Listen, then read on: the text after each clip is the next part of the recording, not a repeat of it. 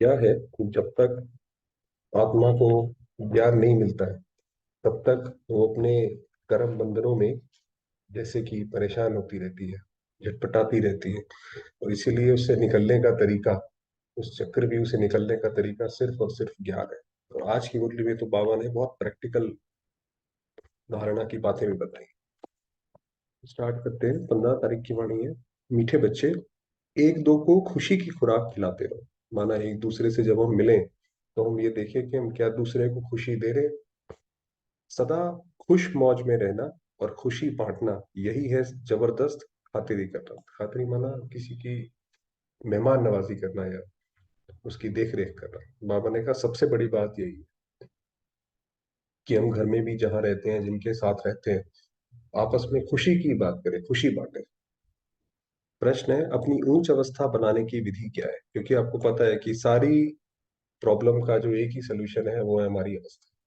हमारी अवस्था अगर परिस्थितियों से ऊपर है तो परिस्थितियां वो हमारे सामने कुछ भी नहीं है।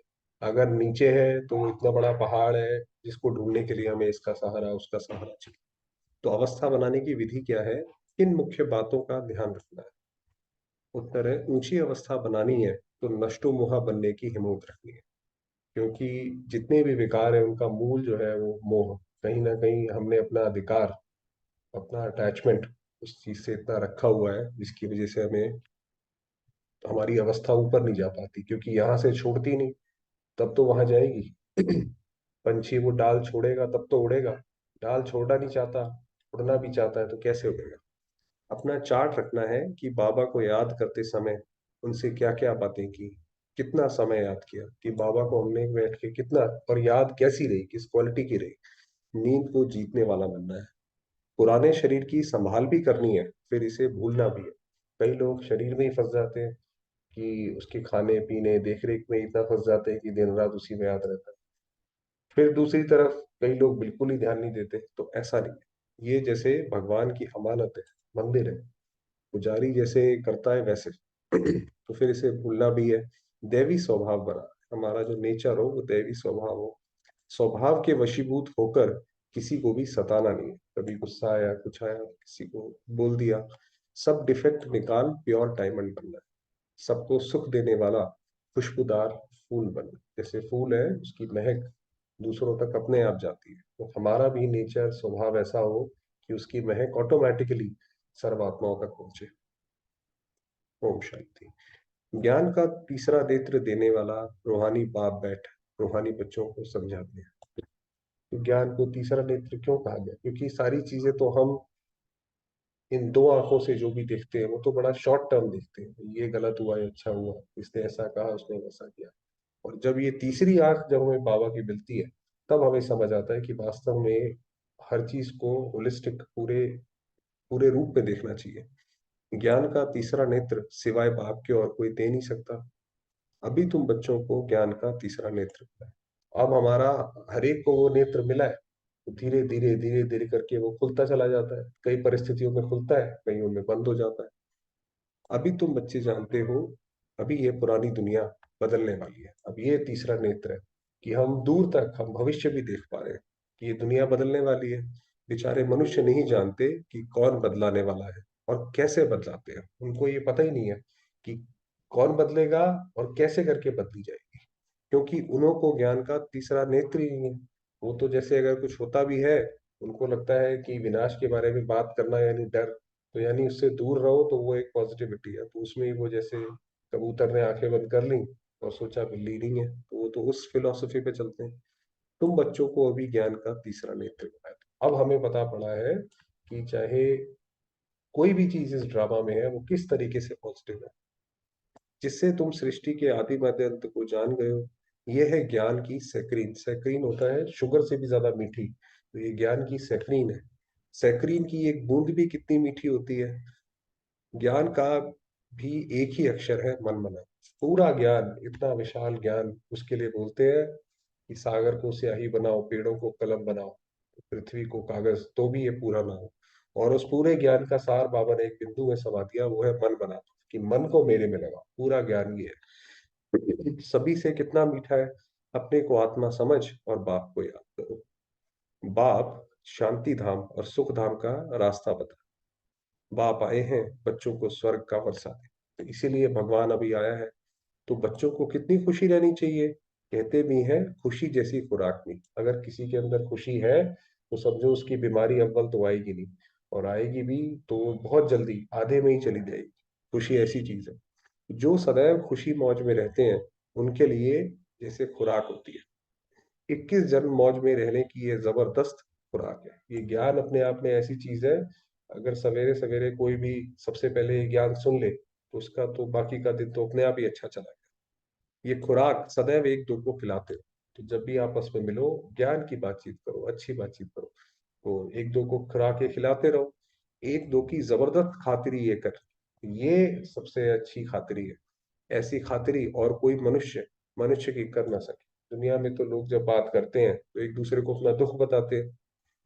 तुम श्रीमत पर सभी की रूहानी खातिरी करते हो। अब हमें रूहानी खातिरी तो करनी है, मगर श्रीमत पर, जो जैसे जैसे बाबा ने बताया कि इस गेम के जो नियम है उसके हिसाब से चलेंगे। सच्ची सच्ची खुश खैराफत भी ये है, किसको बाप का परिचय देना। कई लोग पूछते हुए आपका क्या हाल चाल है, खुश खैराफत पूछते हैं आप ठीक है। तो सबसे बड़ी खुश खैराफत ये है कि बाप का परिचय देना कि शिव बाबा हमारा पिता है, कल्याण करेंगे। मीठे बच्चे जानते हैं बेहद के बाप द्वारा हमको जीवन मुक्ति की खुराक मिलती है। सतयुग में भारत जीवन मुक्त था, पावन था। इस सतयुग में आप सोचो कैसा था भारत। सारे आसपास देवी देवता, हम ही लोग सारे के सारे कैसे विचरण करते थे।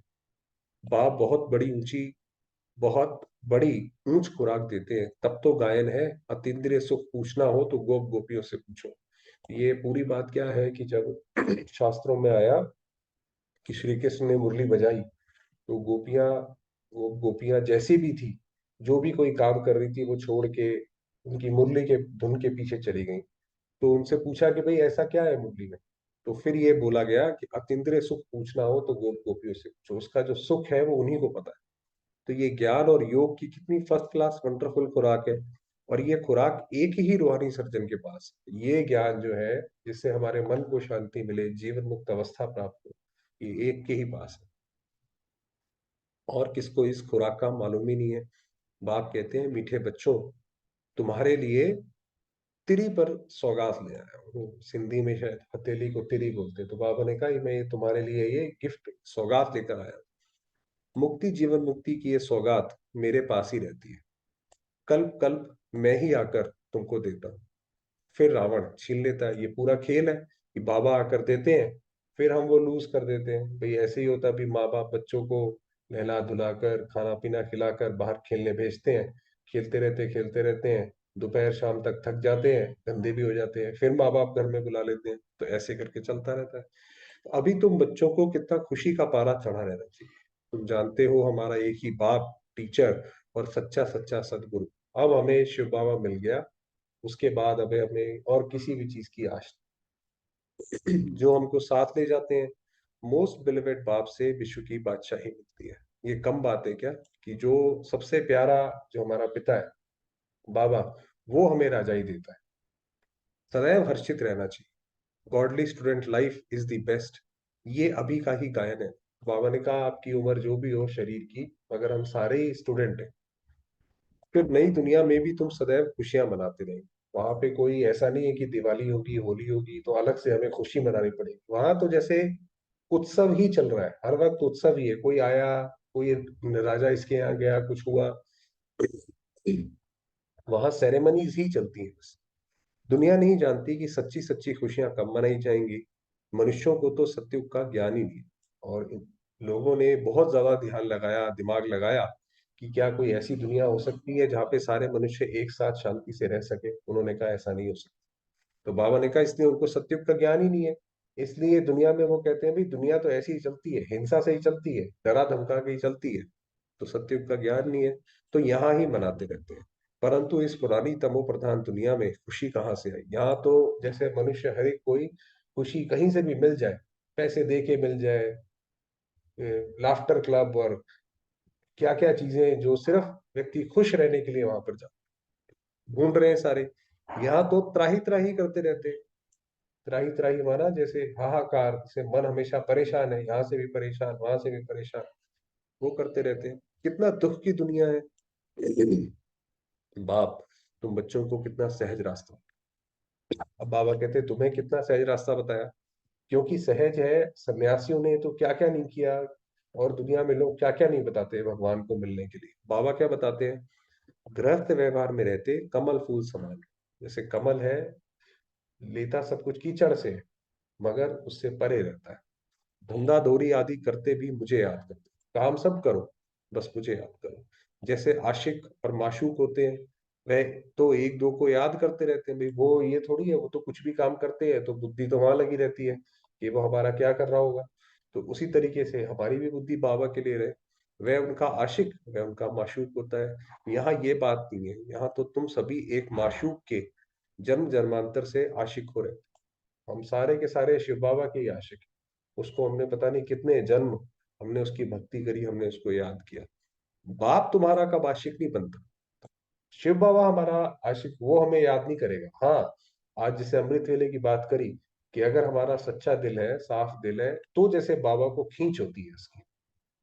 तुम उस माशूक को आने के लिए याद करते आए हो। जब दुख जास्ती होता है तो जास्ती सिमरन करते हैं, भी जैसे जैसे दुख बढ़ता है तो ज्यादा भगवान को याद करते हैं। तब तो गायन भी है, दुख में सिमरन सब करे, सुख में करे न कोई। इस समय बाप भी सर्वशक्तिवान है, और दिन प्रतिदिन माया भी सर्वशक्तिवान तमो प्रधान होती जाए। जैसे जैसे आगे बढ़ेंगे, क्योंकि पाप का घड़ा तो भरेगा तभी फूटेगा। तो माया भी ऐसी कोई चीज दुनिया में है नहीं जो मनुष्य जो है करने से बाज आएगा या उससे चूकेगा, वो सब कर देगा। चाहे वो जानवर धर्म की हो, चाहे किसकी, किसी भी लेवल की हो। इसलिए अब बाप कहते हैं, मीठे बच्चे देही अभिमानी को, उससे बचने का क्या तरीका है माया से, कि अपने आप को आत्मा दे, देही अभिमानी को, अपने को आत्मा समझ, मुझ बाप को याद करो, और साथ साथ दैवी गुण भी धारण, याद भी करो और वो रॉयल्टी भी मेंटेन करो, दैवी गुण भी धारण करो। तुम ऐसे बन जाएंगे तो फिर तुम ऐसे लक्ष्मी नारायण बन जाएंगे। इस पढ़ाई में मुख्य बात है ही याद की। तो ये जो पूरा ज्ञान है, उसका पूरी है ही यही कि हम बाबा को याद कर पाए, और याद करेंगे तब वो ज्ञान समझ आए। क्योंकि ये ज्ञान इतना गहरा है, इतने ज्यादा इसके अंदर डायनेमिक्स हैं, वेरिएबल्स हैं, कि वो नॉर्मल बुद्धि से समझ नहीं आते। इसीलिए काफी सारे लोग ज्ञान में बहुत सारे वर्ष चलते हैं, मगर उन्हें ज्ञान के जो सवाल है वो तब भी उनके खड़े रहते हैं। तो ऊंच के ऊंच बाप को बहुत प्यार स्नेह से याद करना चाहिए। अब बाबा ने बताया कि बाबा को याद कैसे करें, कि बाबा की महिमा और बाबा से हमारा स्नेह हो। वह ऊंचते ऊंच बाप की नई दुनिया स्थापन करने वाला है। बाप कहते हैं, मैं आया हूँ तुम बच्चों को विश्व का मालिक बनाने, इसलिए अब मुझे याद, तो तुम्हारे अनेक जन्मों के पाप कट जाए। क्योंकि हम सारे ही, हमने पुराने जन्मों में तो पता नहीं क्या क्या किया है, तो वो पाप सारे कहाँ से कटेंगे, कि जब बाबा को याद करते रहेंगे, करते रहेंगे। पतित पावन बाप कहते हैं, तुम बहुत पतित बन गए हो, इसलिए अब तुम मुझे याद करो, तो तुम पावन बन और पावन दुनिया का मालिक बन जाए। पतित पावन बाप को ही बुलाते हैं ना। अब बाप आए हैं तो जरूर पावन बनना पड़े भाई। जब बाबा आया है, बाबा को हमने बुलाया कि हे पतित पावन आओ, तो जरूर अब पावन बनना पड़ेगा ना। ऐसे तो नहीं कि जैसे दुनिया में लोग मंदिर में जाते हैं, वो तो पाप करना छोड़ते नहीं और भगवान से माफी मांगते रहते हैं। तो जैसे कि भगवान का काम है उसके पाप माफ करना, और हमारा काम है पाप करते रहना। तो ये तो बात नहीं है। बाबा ने कहा भाई मैं आया हूं तो पावन बनो। बाप दुख हरता सुख करता है। बरोबर सतयुग में पावन दुनिया थी तो सभी सुखी ही थे भाई। दुख हरता है, सुख देता है। तो सुख कहाँ पे देता है, सतयुग की बात है ये। अब बाप फिर से कहते हैं, बच्चे शांति धाम और सुख धाम को याद करते हो, अभी है संगम युग। खिवैया तुमको इस पार से उस पार ले जाते हैं। नैया कोई एक नहीं, सारी दुनिया जैसे एक बड़ा जहाज है, उनको पार ले जाते हैं। माना ये जो खिवैया, जो नाव चलाने वाला होता है, उसको खिवैया कहते हैं। तो ये जो नैया पार लगानी है, कोई एक की नहीं लगानी है, सारी दुनिया की इधर से इस पार से उस पार, कलयुग से सतयुग ले जानी है। तो बाबा ने कहा ये सारी दुनिया की बात है। बाप मीठे मीठे बच्चों को समझाते हैं, अपने को आत्मा समझ, बाप को याद। तुम भी बाप की सर्विस में लग जाओ। एक मुरली बाबा ने बोला, अगर आप सेवा में लग गए तो आपका अपना तो भला हो गया, वो तो बाबा की फिर जिम्मेवारी। तो बाबा ने कहा आप सर्विस में लग जाओ। ऑन गॉड फादरली सर्विस, जैसे कहते हैं भी ऑन गवर्नमेंट ड्यूटी, ऐसे बोलते हैं, तो हम ऑन गॉड फादरली सर्विस। बाप ही तुमको विश्व का मालिक बनाने आए हैं। जो अच्छा पुरुषार्थ करते हैं उनको महावीर कहा जाता है, क्योंकि सेना में आपको पता है अलग अलग रैंकिंग होती है। तो ये सेना जो है, जो अच्छा पुरुषार्थी है वो महावीर है। देखा जाता है कौन महावीर है, जो बाबा के डायरेक्शन पर चलते हैं। बाप का फरमान है, अपने को आत्मा समझ, भाई भाई देखो। बाबा ने कहा आप किसी से भी मिलो, किसी को भी देखो, एड्रेस करो, तो हमेशा देखो ये सामने एक आत्मा है, ये एक पुरुष है। आत्मा अपने आप में पुरुष है। वो तो जब बॉडी लेती है तो मेल फीमेल हो गई, वो अलग बात है। बॉडी तो कैसी भी हो सकती है। तो बाबा ने कहा ऐसे देखो, इस शरीर को भूल जाओ। बाबा भी इस शरीर को नहीं देखते, बाबा भी कभी शरीर को नहीं देखते थे। बाप कहते हैं मैं आत्माओं को देखता हूँ। आप कितने 70-80 साल की आप मुरली पढ़ें, और सब में बाबा यही कहते हैं कि बाबा आज बच्चों को ऐसे आत्मिक स्वरूप में देख रहे हैं, आत्मा का ये रूप देख रहे हैं। तो आत्मा को देखता हूँ। बाकी ये तो ज्ञान है कि आत्मा शरीर बगैर बोल नहीं सकती, अब ये ज्ञान की बात है। मैं भी इस शरीर में आया हूँ, लोन लिया हुआ है, शरीर के साथ ही आत्मा पढ़ सकती है। तो बाबा ने कहा वो तो ये बात सही है कि शरीर के बिना कुछ नहीं हो सकता, तो शरीर को यूज करो, मगर देखो एक दूसरे को सत्य स्वरूप में।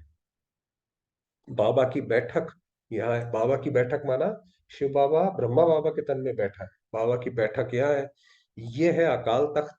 आत्मा अकाल मूर्त है। आत्मा कब छोटी बड़ी नहीं होती, शरीर छोटा बड़ा होता है।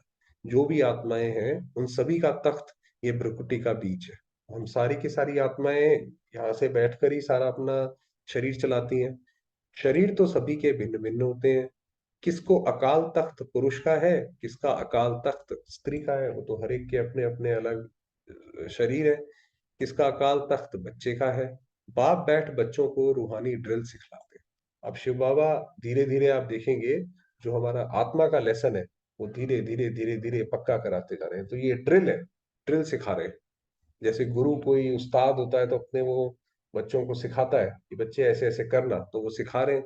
जब कोई से बात करो तो पहले अपने को आत्मा समझो। जब आप किसी से भी बात करने के लिए जाते हो, बोला ना गृहस्थ व्यवहार में रहते कमल फूल समान रहो। अब कमल फूल समान कैसे रहोगे, कैसे उनके लेप शेप से बचे हुए रहोगे? कि जब कोई से बात करो तो पहले अपने आप को आत्मिक स्थिति में टिकाओ, फिर दूसरे को भी आत्मा देखो, तो उससे बचे रहोगे। हम आत्मा फलाने भाई से बात करते हैं, ये रहे कि मैं आत्मा इस भाई से बात करती हूँ। बाप का पैगाम देते हैं, तो शिव बाबा को याद करो। याद से ही जंग उतरती है। सोने में जब एलॉय पड़ती है तो सोने की वैल्यू कम हो जाती है। भाई सोने में जितनी चीजें आप मिक्स करते जाओगे, उतना उसके अंदर उसकी जो वैल्यू है वो कम होती जाएगी। तुम आत्माओं में भी जंग पड़ने से तुम वैल्यूलेस हो गए हो। अब वो मिलावट करते करते करते कि आत्मा की जो है वो पूरी, उसकी वैल्यूज पूरी खत्म हो गई है।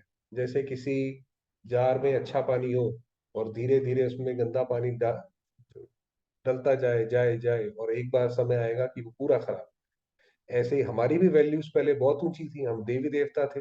हमें कोई पुलिस की जरूरत थोड़ी पड़ती थी कि तभी हम लॉ अबाइडिंग हो। तो धीरे धीरे करते करते मिलावट करते करते आज ये समय आया कि पूरी वैल्यू लेस हो गए, कोई वैल्यू नहीं रही। क्योंकि आत्मा में अगर उसके मूल गुण ही नहीं है तो फिर वो आत्मा किसी काम की नहीं है।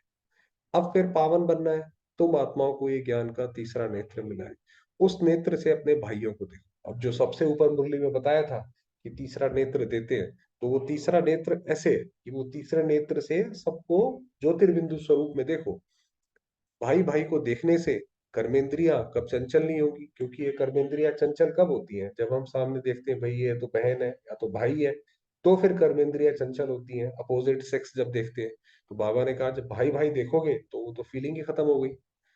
राज भाग लेना है, विश्व का मालिक बनना है, तो ये मेहनत करो। तो बाबा ने कहा अगर आप जाना चाहते हो तो ये वहां की जैसे वीजा रिक्वायरमेंट है। वहां पे तो क्योंकि सतयुग में तो सारे आत्मिक स्वरूप में रहते हैं, तो हम वहां कैसे जाएंगे अगर हम वहां का क्वालिफाई नहीं करेंगे रिचुअल।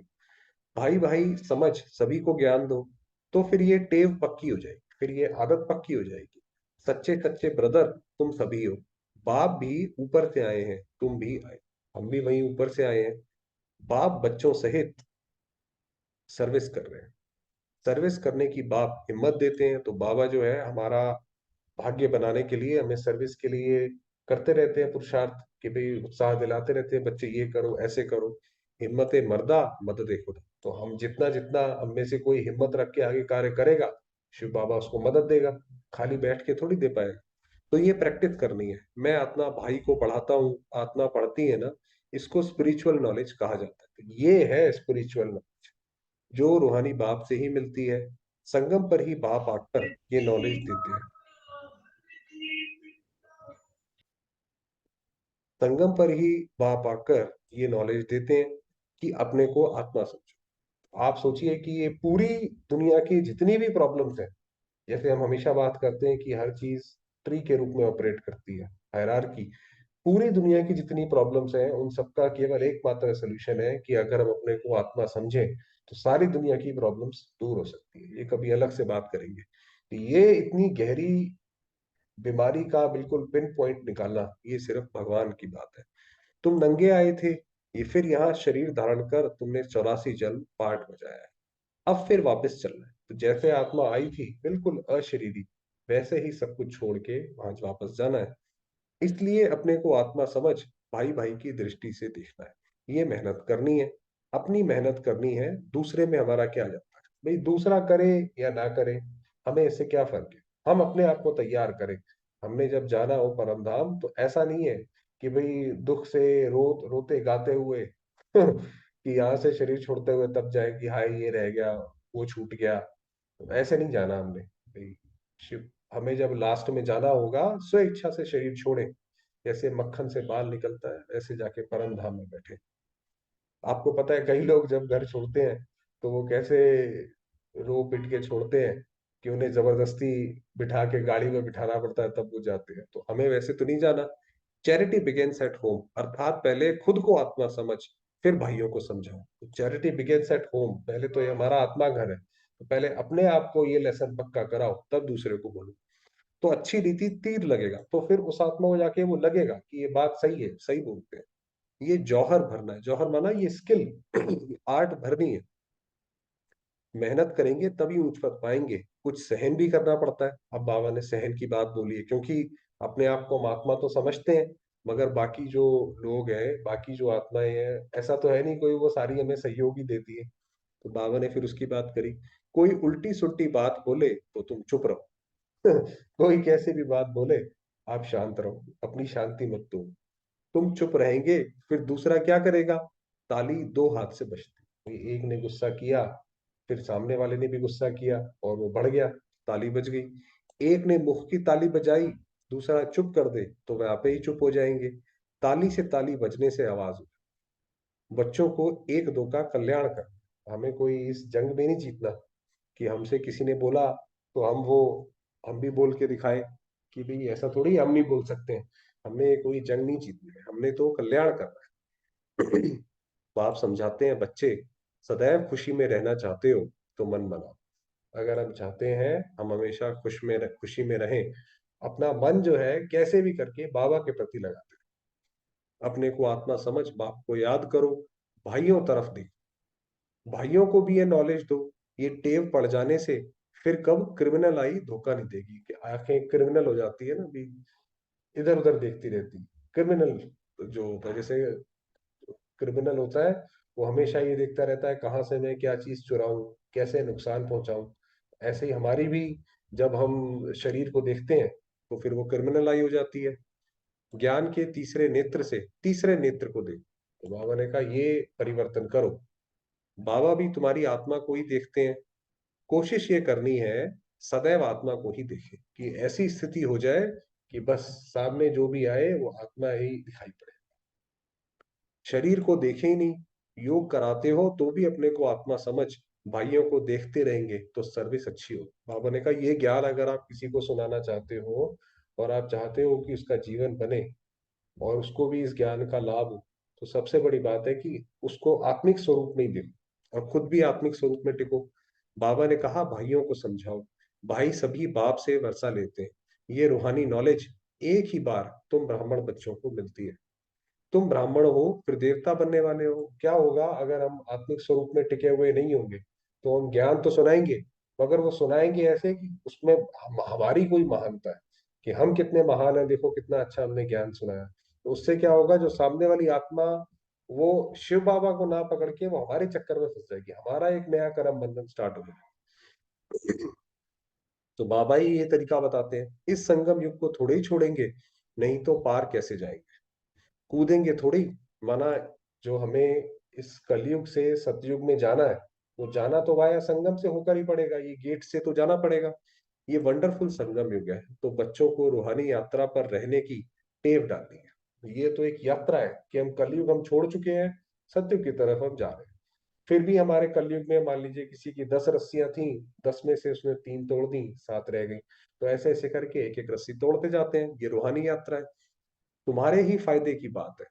बाप की शिक्षा भाइयों को देनी है।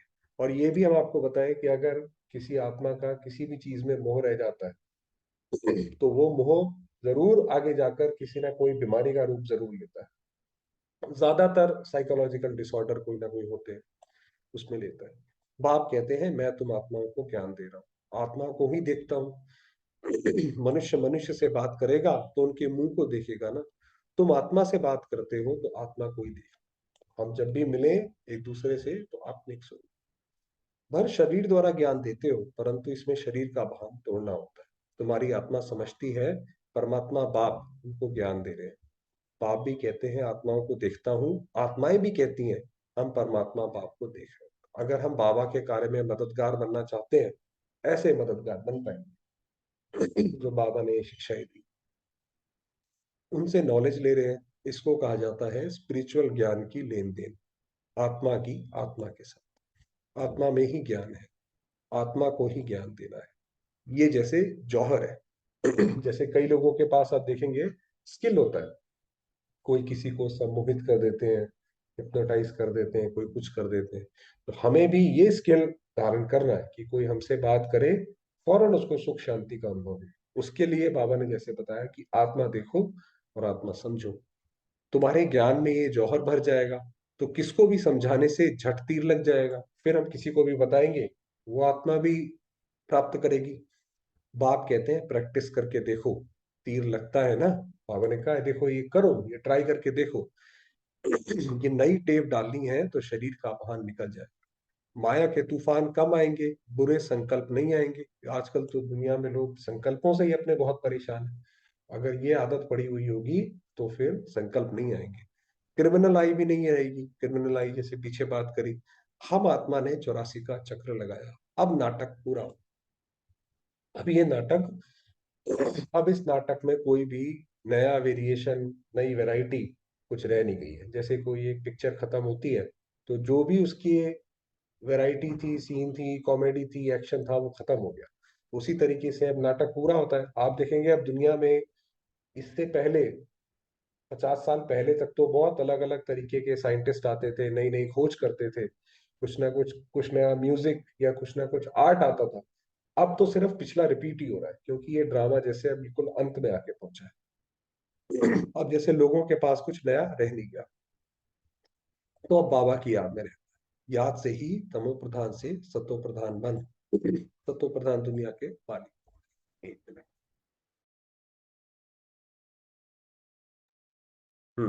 कितना सहज है।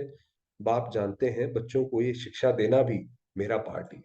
जैसे हम आत्माएं अपने कर्मों के साथ, उसके फल के साथ बंधी हुई है, ऐसे ही शिव बाबा ने भी ये जो ड्रामा रचा, तो बाबा भी इससे बंधा हुआ है। तो बाबा ने कहा मेरा भी पार्ट है, कोई नई बात। ऐसे बाकी समय हुआ है, वरदान पाते हैं। आज की मुरली मोटी लंबी है। वरदान दिया अपनी विल पावर द्वारा हर एक को विल कराने वाले श्रेष्ठ सेवाधारी भव। यहाँ पे विल के दो मतलब है, विल पावर दृढ़ शक्ति, और विल कराने वाले वसीहत। तो बाबा आगे बताएंगे, वर्तमान समय कई आत्माएं आपके सहयोग के लिए चात्रक है, लेकिन अपनी शक्ति नहीं है। तो चाहती तो है कि हम पुरुषार्थ करें, मगर उनके अंदर अपनी शक्ति नहीं है कि पुरुषार्थ करके वहां तक पहुंचे कैसे। तो वह आपको अपनी शक्ति देनी पड़ेगी, उन्हें आपको अपनी शक्तियों की मदद विशेष देनी पड़ेगी। तो आपने जो अनुभव किए हैं, आपकी जो योग की अवस्था है, उसकी उनको मदद चाहिए। इसलिए निमित्त बने हुए सेवाधारियों में सर्व शक्तियों की पावर चाहिए। जैसे ब्रह्मा बाप ने लास्ट में बच्चों को शक्तियों की विल की, उस विल से ये कार्य चल, ऐसे फॉलो फॉर। तो जैसे बाबा ने जाते जाते, जब बाबा ने शरीर छोड़ा, तो सारा जो शक्तियां भी बच्चों को दे दी, और जो बाबा के पास तो खैर कुछ था ही नहीं, जो भी वसीयत थी, विल थी, वो भी दे दी। तो ऐसे फॉलो फॉर। तो अपनी शक्तियों की विल आत्माओं के प्रति करो, तो समय के प्रमाण सेवा संपन्न हो जाएगी। तो अपनी शक्तियां जो भी हैं, वो जैसे सेवा में लगा, और आत्माओं के प्रति यूज करो, पुरुषार्थ ऐसा करो कि दूसरी आत्माओं को आप सहयोग दे सको। आपका तो उसमें हो ही जाएगा। तो बाबा ने कहा ऐसी सेवा करो, क्योंकि आत्माओं के अंदर अभी शक्ति नहीं है, वो आपसे शक्ति लेके फिर वो पुरुषार्थ करेंगी। स्लोगन दिया, जहां एकता और एकाग्रता की शक्ति है, वहां सफलता सहज प्राप्त होती है। जहां पे सारे एक हैं और एकाग्र हैं कि यही काम हमने करना है, तो वहां पे तो सफलता हुई ही पड़ी। ये बाबा ने बताया। चलिए थोड़ी देर बाबा को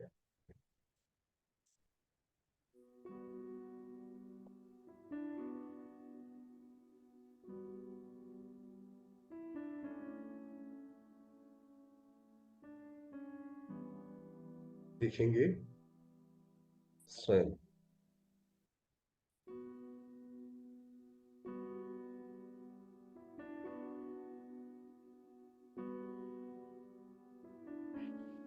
मैं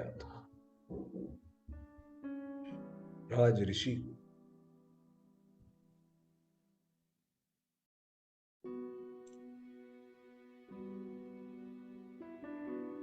परम धाम में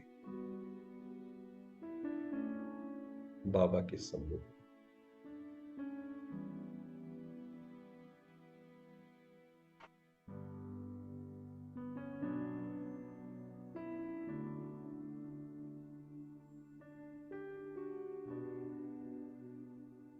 शांति सागर की लहरों को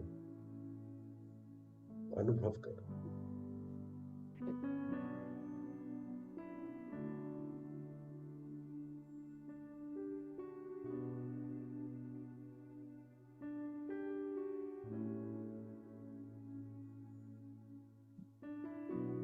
मेरे बाबा,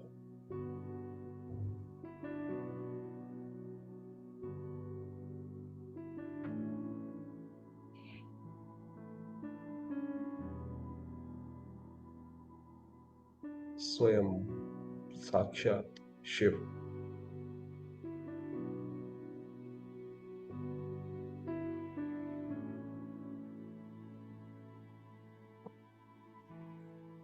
मेरे रक्षक, मेरे पिता,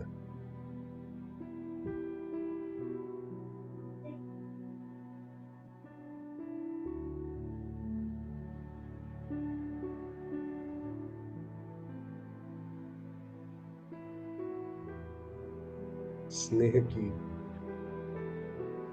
दृष्टि देने वाले, मेरी माता,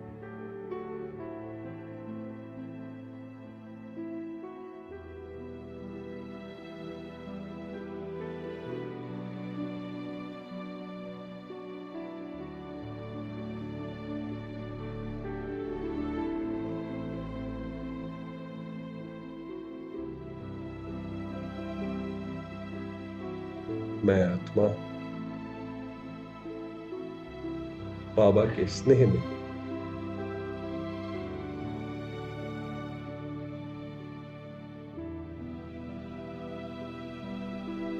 समाई।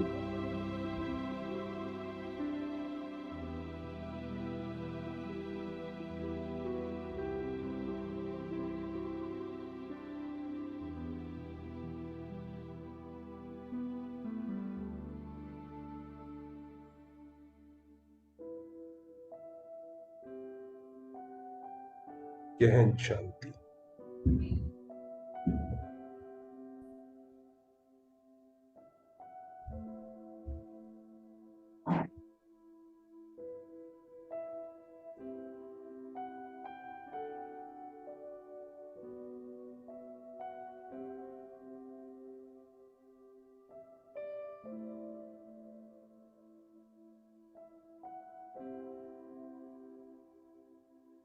मैं आत्मा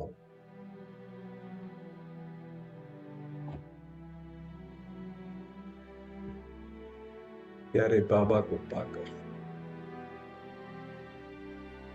धन्य धन्य।